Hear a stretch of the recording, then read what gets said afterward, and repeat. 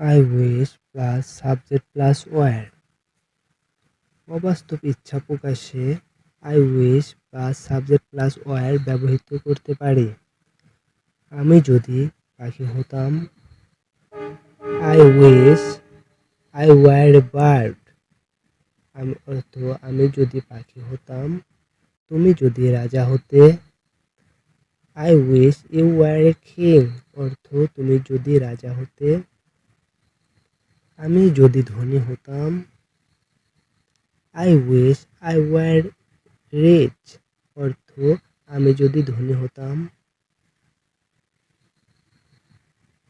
I wish plus subject plus could. যদি কোনো কাজ করতে পারতাম, আমি যদি তোমাকে সাহায্য করতে পারতাম, I wish I could help you. অর্থ আমি যদি তোমাকে সাহায্য করতে পারতাম। আমি যদি ইংরেজিতে কথা বলতে পারতাম, I wish I could speak English. অর্থ আমি যদি ইংরেজিতে কথা বলতে পারতাম। আমি যদি মক্কাতে যেতে পারতাম, I wish I could go to Mecca. অর্থ আমি যদি মক্কাতে যেতে পারতাম। I wish plus subject plus would.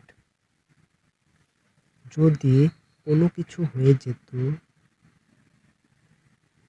আমি যদি বাড়িতে যেতাম, I wish I would go home. সে যদি এখানে আসতো, I wish he would come here. অর্থ সে যদি এখানে আসতো, আমি যদি তাকে চিনতাম, I wish I would know her. I wish plus had plus V3। যদি কোনো কিছু করতাম, আমি যদি গাড়িটি কিনতাম,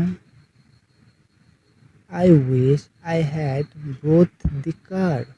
অর্থ আমি যদি গাড়িটি কিনতাম। আমি যদি তাকে বলতাম, I wish I had not told him. অর্থ আমি যদি তাকে না বলতাম।